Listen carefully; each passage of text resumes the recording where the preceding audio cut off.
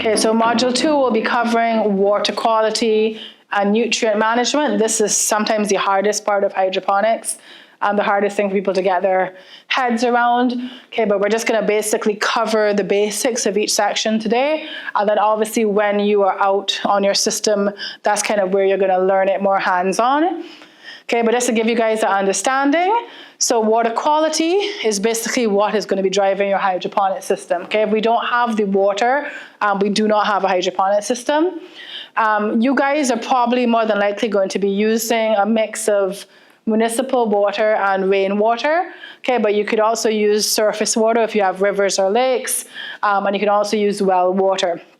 Keeping in mind that whatever the source of water that you use, it should be tested before it's used in a hydroponic system. Okay, you want to make sure that this water is safe for human consumption, for doing agriculture in it, as well as you want to make sure that there are no like heavy metals or toxins or builds up in it. So because we guys are using your municipal water for this project, we know that water has been tested already because it's safe for drinking. So we will not be actually testing your waters individually, but in the long term, this is always a good idea. If you're starting somewhere with an unknown water source, test it at the beginning.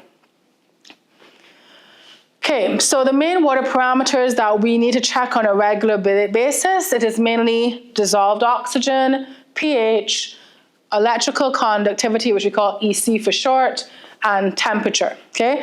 So the main reason that we need these parameters, you guys are gonna get these notes, you'll be able to read these slides, okay? But basically the dissolved oxygen is mainly for the plant roots, okay? They're going to need to get oxygen from the water.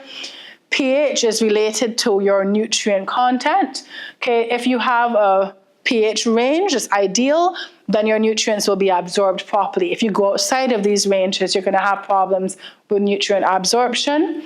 And EC is a measure of determining how much nutrient is actually available in the water. Okay, if you have too little, it's not going to be enough. And if you have too much, you're going to have nutrient toxicities. And temperature, in general, will affect a lot of the things that are going on with the system. It will affect your plant metabolism. It will affect the amount of oxygen present in your water, as well as the activity of any microbes in your system. Okay, so we're going to cover EC first. This is kind of the most complicated one, and it's kind of challenging for a lot of people to monitor and deal with EC. We want you guys to understand it. For the beginning of the project, we're not going to have you guys track EC, but as you guys get more familiar with the system, we're going to add it on, okay? So EC, as I said, is the level of nutrients in your water. It's a measure of those nutrients. Obviously, younger plants or plants that don't need a lot of nutrients will be happy with lower ECs, things like seedlings or herbs and lettuce. Older plants that have higher nutrient requirements, such as like a tomato or fruiting crop, they're going to need more nutrients, so they're going to need a higher EC. So if we have a situation where your EC levels in your system are too low, you're not going to have enough nutrients for your plants, and they're going to be underfed, they're going to be stunted, they're not going to do well. If, on the other hand, you have an EC that is too high, you're going to have a toxic buildup of nutrients in your system, and this would end up with something called fertilizer burn. So maintaining the precise EC levels for your vegetables is the best way to optimize your growth. And this research has been done already for you. It's been done by universities and companies. Okay, so we know the EC ranges for most fruits and vegetables. Okay, so you can find these ones online. However, most of you guys in the schools, you're going to be doing what we call a mixed system, kind of like a community garden, where you're going to be growing a range of plants. So we would have a kind of a balanced EC range, which would kind of give us the best amount for most things, okay? Which will allow you to grow most leafy greens, herbs, and smaller fruiting plants. Okay, this middle range is easier for hobbyists to use because it's going to give you the general nutrients that you need for your system without risking either having a deficiency or having a toxicity. Okay, and doing something like this, having a kind of general range that you're going to stick to, it takes some of the complication out of growing your plants, because you don't have to constantly check for EC. You're going to keep it within this range. Okay, you're not necessarily adjusting it for every individual plant. Okay, so how does EC work? As I said, it's the measure of the total dissolved solids in your water, okay, which is representing the concentration of nutrients and dissolved substances in your solution. So basically, EC is measuring how much of an electric current can pass through a solution. So pure water does not have any nutrients, so it's going to have 0 EC. Okay, when you add minerals now to your water, the dissolved salts are allowing the water to conduct electricity, and this is giving you a reading for EC. So the more minerals you have dissolved in the water, the higher your EC is going to be. Okay, so pH. Now pH is a measure of hydrogen plus ions in your water. Okay, it usually has a range from 0 to 14. Most of us are familiar with this scale, where 7 is neutral. So 7 is basically telling you, if you all know this symbol for water, H2O, when it breaks down in water, it's going to be H plus ions and OH ions. So when we're at 7, it's basically telling me that there are equal amounts of H plus and OH in the system. When I have an acidic pH, it means I've got more H plus ions. And when I have an alkaline pH, I have more OH ions, okay? So for hydroponics, we know that the best or most optimal plant growth is somewhere between 5.5 and 6.5, which is slightly acidic. That's what the plants prefer. Okay, so why do they prefer this? This is yet again more research that's been done already for you. Okay, we have done the research for what is nutrient availability at different pHs. Okay, so this is the kind of range where the absorption of different nutrients is best. So you can see that, you know, different nutrients will have slightly different ranges, but that is why in general we're going with 5.5 to 6.5, because that is the best range where everything can be absorbed quite well. Okay. So in a situation where you have too acidic, you're not going to get certain nutrients absorbing well, and where it's too alkaline, we'll have the same problem. Okay, so how does that relate to hydroponics? When are we going to actually adjust the pH in hydroponics? Okay, so normally you would mix your nutrients first, and then you would test the pH of your system. If the pH is not in the range that you want, we would then adjust it to suit. Okay. Also, anytime you make any large water changes, it's also dependent on the pH of your source water. You would check your reservoir, and if your pH is shifted, you will change it again. So how do we do this? We're using chemicals, we're using pH up and pH down. Okay, and then these will actually have doses on them, letting you know how much you need to add to get your pH change. Okay, the easiest way to test pH is either having a pH meter or using pH strips. Okay, so I threw in alkalinity as well. It's not really tested for as much in hydroponics, but it's good for you guys to know about it. Alkalinity is basically your buffering capacity of water. So basically, it is if you have a lot of OH ions in your water, it's actually going to make your water less acidic. It's going to take out those H plus ions.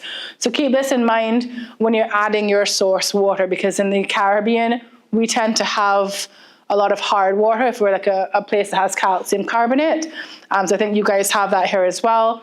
So if you guys are adding tap water that has a high alkalinity, a high source of carbonate in it, you may actually be making your systems more alkaline.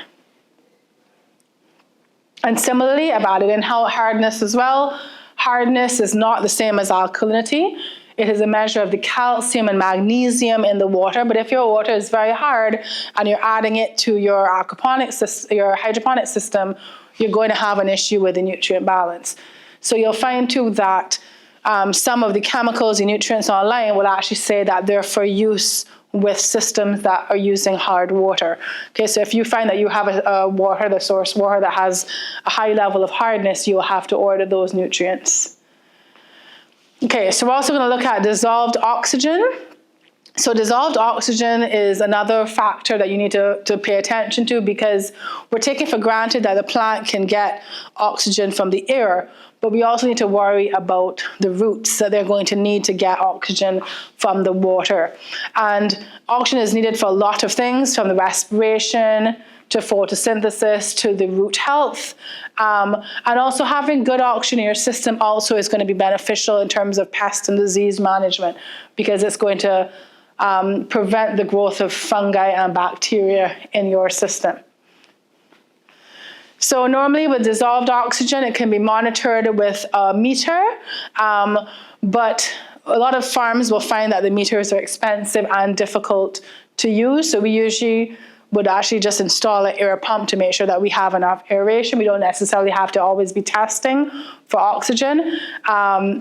But we want to learn the best ways to aerate our system, because there are many things that will affect the amount of oxygen in your water, mainly water temperature, nutrient concentration, and also pH levels. So we'll look at some of the oxygenation methods that we can use for your hydroponic systems. So the main one is to use aeration, to use some kind of pump that will actually push air into the system and bubble it through the water. We could also use mixers, which is something that will stir and agitate the water so that the surface area will be more agitated, so you get more diffusion of air coming into your water. We can do cascading, which is basically like a waterfall, having the water fall in and pull oxygen in with it, as well as misting, where you're kind of pushing the water molecules through the air before they hit the plants, so they're going to pick up oxygen on the way. So we're going to go through each one of these. So the most simple one, if we spoke about the passive systems in module 1, where you just had the plant sitting in a bucket and it had water at the bottom. Okay, so there would have been a gap, a basic gap between the water and the plant, and that would just have air in it, and air would naturally diffuse into the water. Okay, so this is a simple way of doing it. So if you have a very simple passive system, you're just doing it for display on top of a classroom desk or for a science fair, then an air gap system is fine. You don't need to worry about having a separate pump. Okay? But obviously air gap systems are for very simple basic systems. They would not work well in a commercial setup. So most of, even from a small scale system up, tends to use an air pump. Okay, you have different sizes of air pump depending on the size of your system. So this is obviously the most popular technique, and it will allow you to put air directly into the water and directly to the roots. Another one that we tend to build into systems is the falling or cascading method. So if you have like a vertical system, you're going to send the water up, and when it comes back down, you're going to allow it to splash back into the reservoir, causing aeration. Okay, and then we have misting. So misting is the most common one now that you're seeing with like the vertical systems, where aeroponics and those kind of systems. So basically, it has a timer on a pump, and it's going to be misting the water to the roots and making sure that it picks up oxygen on the way. Okay, so Venturi effect. This is a little attachment that you put onto your pump inflows. Right? So basically, as it sucks water through the pump, it also sucks air from the atmosphere. Okay, so it's called a Venturi attachment. Okay, so if you just want to use one pump, you don't want to buy an air pump as well, you could add a Venturi to your system. Okay, so this is generally seen a lot of in aquaponics, but some people will add it on to a hydroponic system. So it is your choice. There's nothing wrong with it. But just keep in mind that obviously it is not as effective as a pump. So basically, maybe if your system was a little too small for an air pump, but you still were concerned that the cascading wasn't enough, you could put on a Venturi, okay? But generally, the most efficient way is the air pump, okay? But again, air pumps come in sizes. So if your system is quite small, you may not want to invest, or as I say, on island, you could only get a massive air pump. You could put on an air Venturi instead. Okay? All right. So because we're not using DO meters, we are going to look more at your oxygenation method. Okay, make sure you have your oxygenation method working. So we know that we have an air pump in this case. So you guys are just checking that the air pump is working at all times. Okay, but we also have to make sure that with our system, we're maintaining a few other things that work with oxygen. Okay, so yet again, y'all heard of biological oxygen demand? Anybody ever heard that term? That's when you allow gunk, like soil and stuff, to be at the bottom of your, have you had a fish tank? Okay, and if you don't clean it, it gets really nasty at the bottom, and all kind of muck is start to build up, and your fish start to look sick and breathe hard, and you're like, oh, I got my filter on, I got my air pump, same thing running from last month. Why are they having problems now? Because all the bacteria at the bottom of the tank are using oxygen to break down that sludge. Okay, so there's an oxygen demand for the waste in your system. So if you allow leaves to rot in your system, potting mix to be down there breeding bacteria and funguses and all kinds of things, they're going to be utilizing oxygen. So your system at the beginning, when you had it nice and clean, was functioning fine. 9 months later, you and wash out a single pipe, and you're trying to wonder, but what changed? Why am I now having a problem with my system? And the first thing I can ask you is, well, when's the last time you flushed your system? Okay, and if you tell me 9 months, I know already, okay, look, it's probably a biological oxygen demand problem. You need to get your roots and debris and gunk out of your pipe, okay? So you need to clean your system regularly to make sure that the oxygen you're putting in is going to your plants, so it's not going to the gunk at the bottom of your pipes, okay? Remember too that water temperature affects oxygen, okay? So if you have hot water, okay, you're not gonna have as much oxygen in it. Cooler water holds more oxygen, warmer water holds less oxygen. This is very easy to see in a fish farm because the fish die. Okay, when the oxygen level goes down, the fish at the top gasping, but your plants cannot tell you. Okay, your plants are not going to be there waving at you saying, hey, I'm low on oxygen. Okay, but you'll see that they start to do poorly. They're going to be wilting or things are going to be going wrong. The leaves are discolored, okay? But you should be testing temperature. Temperature is very easy to test. It's just a thermometer, okay? So once you're testing temperature, you would know that your plant, your oxygen should be circulating fine. So if you shading your water, your tanks, shade houses is the easiest thing. Second thing would be cooling your water by chilling it. Doesn't sound crazy, ice. I was saying. Ice, okay? Roast over the fish. When in doubt, ice, okay? Right? It's easy, you all have a small system, okay? But a commercial farmer does not want to buy 30 bags of ice to drop into your tank, okay? But in your case, you guys can cool with ice. Something that people do is they freeze PET bottles. Yes. Okay? Put it in, cools the water, take them out, freeze them again. Okay? Make your own ice. Okay? Right? So in hotter months, y'all could get experimenting with your children. Same thing. We're gonna freeze 20 bottles of water and see how this plants grew in summer with putting ice in. Y'all got free labor. Remember schools? Yes, you got lots of little projects y'all could do. Okay, bigger farms now, might be a pain in the butt for me to keep putting ice in my freezer, so I would invest in a chiller. Okay, something that would cool the water for me, okay? And then of course, overcrowded plants can lead to uneven oxygen distribution, okay? So in the summer, you might want to space out your plants. Okay, same thing. If it's a hot day, you don't want to be up under somebody. You want to be a little away from them and you could fan yourself and cool off. Same thing applies to plants. Okay, so you might be able to stock them closer in our cooler months, but in the hotter months, you might be on every other hole. Okay, so you might grow 300 plants in cool months, and in hotter months, you might be looking at 150 plants. Okay, or you might switch to a different crop altogether. Somebody that likes heat.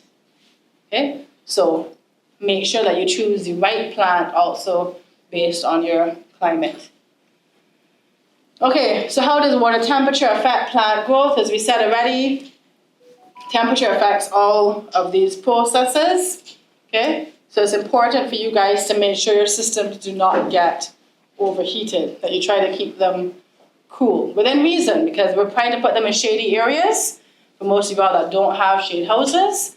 But remember that you still need sunlight for the plants. Okay, so don't put them somewhere under a roof now that they can't get any light. But if you did put them under a roof, what could you do? If you did have to put them under a roof, what would you do? Grow lamps. Okay, you now have to do bulbs, fake light. Okay. However, this may be happening in the Caribbean because the commercial growers that I work with are struggling to keep the systems cool in the summer. So what we're considering now is to put plants basically under a shed, under a roof, and put solar on the roof and run lights. Because then I can control the temperature all year round. This is why a lot of people are pushing indoor farming controlled climates. Okay, that does seem to be the future of farming, because I'm sure you guys are having the same problems we are having in Barbados. When is the rainy season? When is the hurricane season? When is everything has gone haywire, and not in a long time, in a short time. Okay, last year was hot, this year was hotter, next year is hotter. Okay, we're seeing trends that are moving too fast for us to actually catch up with them. Because remember, a lot of our plants are bred for heat tolerances, heat tolerant varieties. But by the time we get it tolerant to one temperature, the temperature has changed again. Okay, or the rain pattern has changed, or the humidity has changed. Okay, so we're having a lot of problems with our climate. So it might be easier to try to get into a climate smart facility from the start. Okay, so that's why a lot of governments are now looking at container farming or greenhouse farming, ways that you can actually control your temperature, control your environment, so that you can grow all year round. Okay, we said 18 to 27 is the temperatures that we're looking at.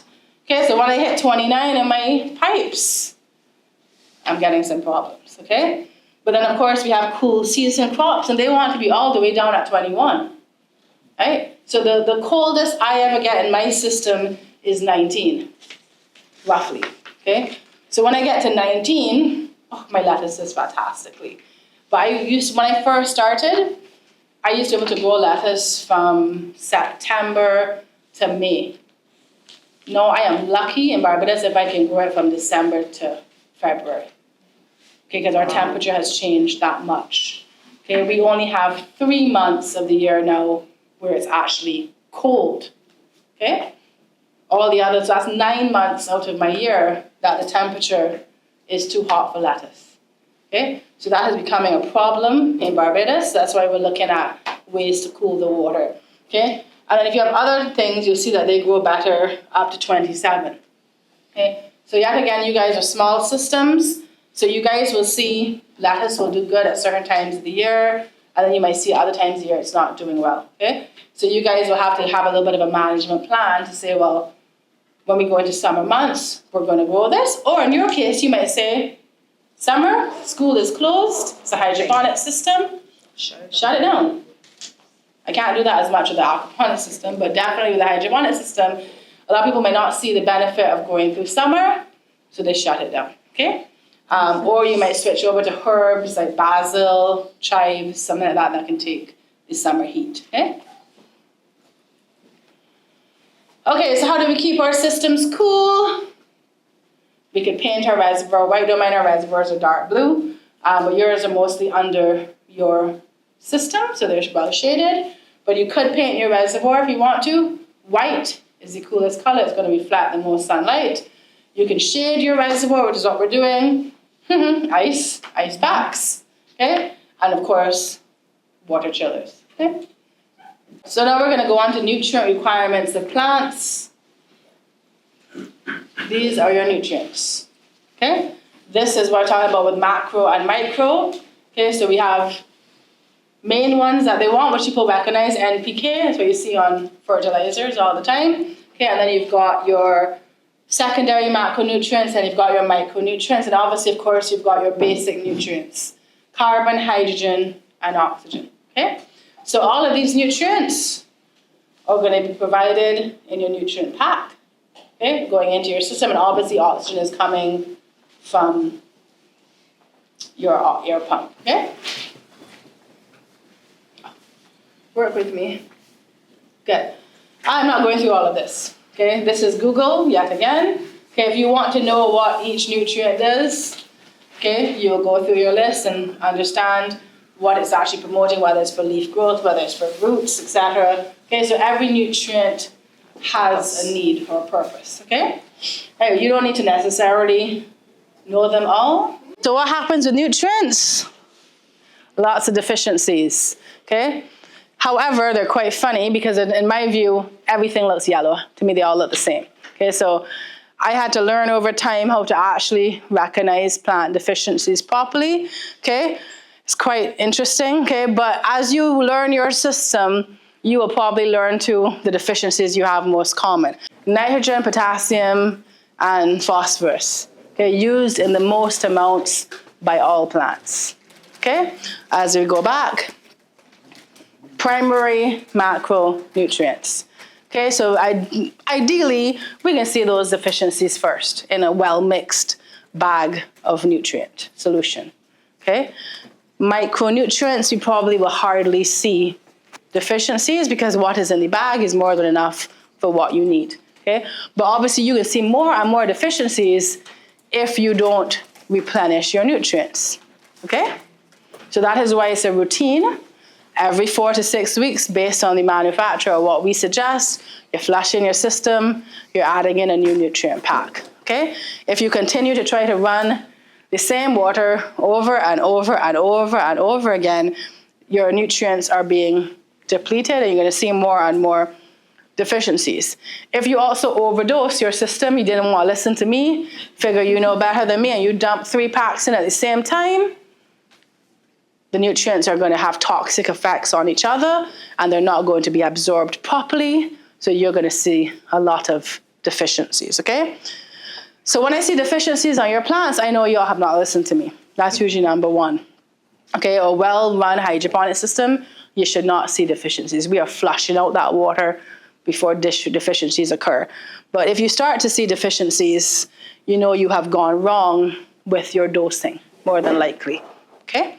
So look for the 3 that you kind of would recognize first, which is phosphorus, plant short and dark green, okay? So I have a feeling, Ashley, you all overdose your system, okay? Because the parsley is kind of stunted, I find. Some of your plants are a little smaller. They're very green, but they didn't grow very big. We also have, potassium, small spots on the tip edge of pale leaves. So this is browning. Your basil has a lot of brown spots on it. So this is yet again probably where the ministry is going to help you all the most. You all do not have a separate agriculture division, okay? But this is why you need one, okay? Because as you guys push for more hydroponics and more farmers in the island, you're going to need somebody who actually can tell the difference between a deficiency and a disease and which one it is. Because the majority of farmers do not have the training or the knowledge to identify a lot of these things. Like I said, nobody in this ministry, or not me as a consultant, are going to be a vex with 300 photos. We want the photos, okay? Send the photo. We want photos of your dog or your children. We want photos of plants, okay? We want to know the information, the data that we can utilize, okay? But it's going to take you guys time, okay? So don't panic. Don't panic if you see something and you're like, well, I don't know what this is. Take a picture, send it to somebody, ask for assistance to try to figure out if what you have is a deficiency or if it is a disease, okay? So I don't expect you to memorize this, but these are just kind of helping you. They're visualizations, okay? So I said NPK are mainly the main ones that you're looking for, okay? First 3. That's kind of how your plants are going to start to look, okay? But then they have other ones. So I sometimes call it Google matching, okay? You take your leaf and you kind of hold it up and try to figure out which one do you think it is more than likely, okay? But this is where a plant specialist would make sense, okay? And this is where you talk to the ministry, okay? Because what do y'all want? We want a plant specialist. What do you want? We want somebody assigned to hydroponics that has testing kits and can come around and double check that what we tested is correct, okay? Because I can't fly in every time. Make it somebody here on island, okay? So this is where, again, you're giving your young people options. They don't have to just be a hydroponic farmer, okay? They could become a water quality person, they become a plant technician, they become a plant biologist, okay? But you have to have the farms here for those careers to work, okay? So let's not stress too much on deficiencies. I don't think you're gonna see any, to be honest, unless you overdose. So Asher, thank you for overdosing. I should take some pictures so that we have some overdose things, but I'm sure you'll not be the only one, okay? As you guys add in and don't listen to me, okay, that's the majority of human nature. We think we know better. So we do the opposite, which is why we're limiting the nutrients that we're giving you too. So y'all can't overdose too much in one go, okay? But also too, like I said, data is going to help us. I'm not against you experimenting, but let's get a baseline first. Okay, so the first 1 or 2 harvests, let's do what we all are doing the same thing. After that, if you have some local concoction you've made in your backyard you want to test out, let's do it. I'm all for data and research, okay? But at least have your baseline, because then if you know, well, this didn't work or it did work, you have something to compare it to, okay? Okay, so how to prepare nutrients. So we can get them as pre-made solutions, usually in powdered form or liquid. Okay, so we want to choose high quality ingredients. Why do we want to choose high quality ingredients? Okay, yeah, you get what you pay for. Not necessarily. They're expensive. That's the truth. They are expensive. That's why people try to cheat them all the time. Okay, they are expensive. Cannot get away from that. But if you buy a cheap one, the chances are it's cheap for a reason. Okay? It's cheap because it's not going to work or they lied about what was in it. Okay? So the ones that are usually working well are going to be expensive. You know why? Because the company knows that they work well. Okay, and they're putting high quality ingredients in and therefore they want to make a profit. They're going to charge you the price to go with that ingredient. Okay? They do come with instructions. That is the biggest mistake everyone does. Please mix according to instructions. Do not mix according to how you feel, okay? The instructions are there for a reason, but yet this is the biggest mistake I see over and over. Oh, I don't think that's enough. Let me add some more, okay? They have studied this. They know what they're talking about. There's no conspiracy theory. There's no, they know what they're doing, okay? If you decide to experiment to try to make it more efficient, you should have the data to go with that, okay? That's why I do trust when other people come and say, well, I use HydroGo nutrients. I've been using HydroGo nutrients for 10 cycles. On the first 3 cycles, I used it according to the manufacturer's guidelines. On my 3rd cycle, I adjusted it by so much and it still worked. But when I adjusted it too far down, I did not get good results. Okay, because remember that this guideline is a ballpark figure to keep everybody happy. So yes, you can do some adjustments, okay, but be careful with your adjustments because you have to make sure, are my plants the same the first cycle to the second cycle? Are they gonna have the same nutrient requirements? Those kind of things, okay? If you're the sort of person that does not like to note anything down, does not like to write anything, this is gonna become hard for you, okay? Data management is needed in hydroponics because it also tells you where you went wrong, okay? You're not gonna memorize all of this, but if you made a mistake, you can flip back in your book, spreadsheet, phone. I don't care which method you do it in, okay? Some people like to write on paper, some people like to put it in their phone, some people like voice notes, okay? As long as the data is recorded, you can go back and you can check and you can see, oh, well, this is where I went wrong. I shouldn't have added this, or I added, the first time I did it, I added it 10 days later. The second time I did it, I added it 14 days later, okay? Mixing nutrients correctly will promote healthy plant growth and prevent deficiencies, okay? So once you prep your nutrient, we covered this already, we check our pH level, okay? Because obviously the nutrients added to your water and everything else will adjust pH, okay? Then we monitor the nutrient solution regularly. This is monitoring for EC. usually, and we make adjustments as needed. So as plants grow, they will absorb nutrients and solution will become depleted over time, okay?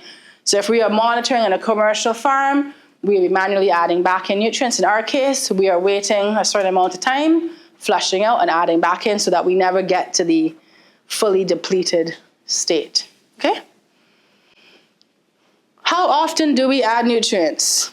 Okay, so like I said, most hydroponic systems will require nutrient replenishment every 1 to 2 weeks. However, this varies. So this is where hydroponics gets complicated, okay? So this is where a lot of people fail because, like again, I can't tell you what is the correct time.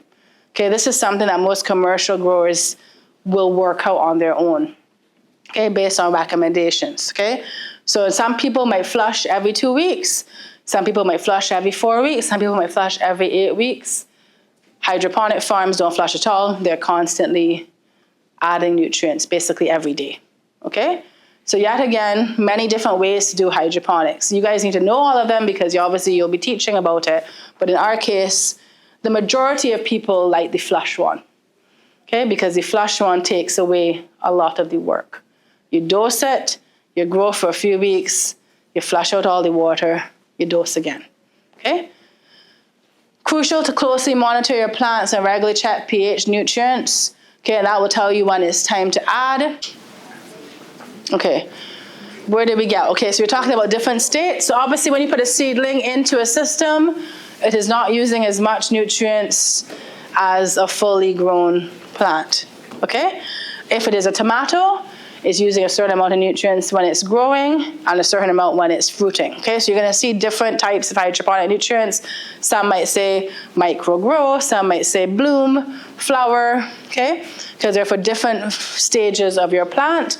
So make sure if you're using a plant that's gonna fruit, that you have the hydroponic nutrients for it, okay? So what's the last one saying? It's important to know that overfeeding your plants with nutrients can be just as harmful as underfeeding them. Okay, so this is where another mistake is made. Oh, I'm traveling, let me just dump an extra packet in. We know that's a problem. Okay, because when you dump the extra packet in, you have overdosed your nutrients, okay? So you gotta, if you know that you won't be there, you gotta find somebody that's gonna come and put the nutrients in for you. And you need to stress, please do not overdose my system. Okay, if you're really anal, measure out for them and just leave the little pack, okay? So they can't do any damage, just tell them tip the pack in and that's it. Okay, don't tip anything else in, okay? Yes, trust me. I mean, especially if you've been monitoring your system and you're on point and you know you have to leave for 1 week or 3 days, or you know, whatever, the school trip or this or that, oh gosh, and you have to leave your system in the hands of somebody else, you'll come back and cry, okay? Because they could mash up your system that easily, okay? So that's why we always said we're training 2 of y'all at each school, okay? Because we want that. If one person isn't there, the other person could back you up, okay? And if neither one of you are there, try to find somebody else that will be able to back you up, okay? So it's good for you guys to train other people that are going to be assisting you with the system so that they understand why you're being so anal about this, why you're saying, do not add this, do not do that. Do not wake up one day and put the hose in and leave it for 5 hours, okay, and then don't come back to turn it off. All those things are gonna mess up your nutrients, okay? Okay, so shelf life of hydroponic nutrients, okay, period of which they can be stored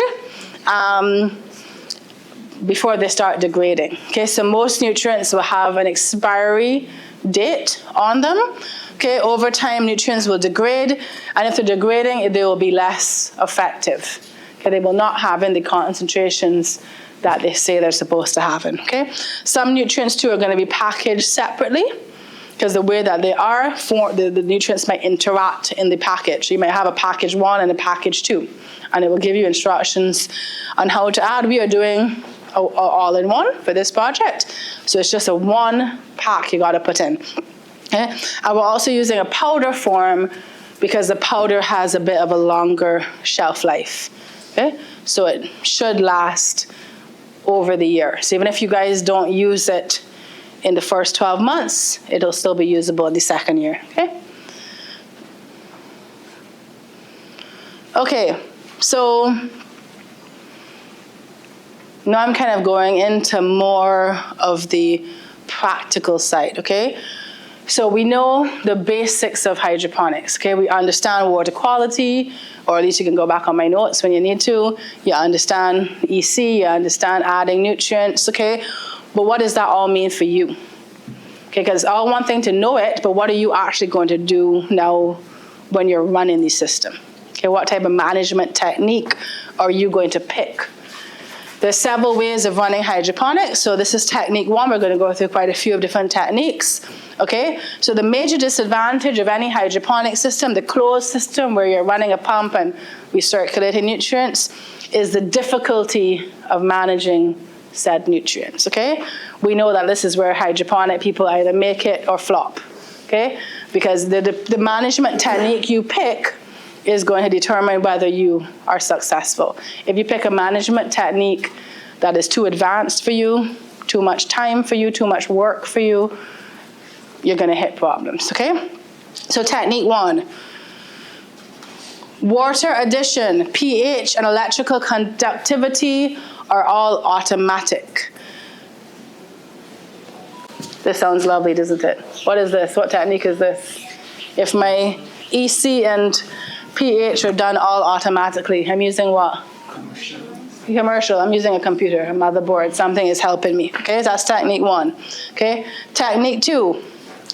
The water makeup of the holding tank is automatic, usually by a float valve.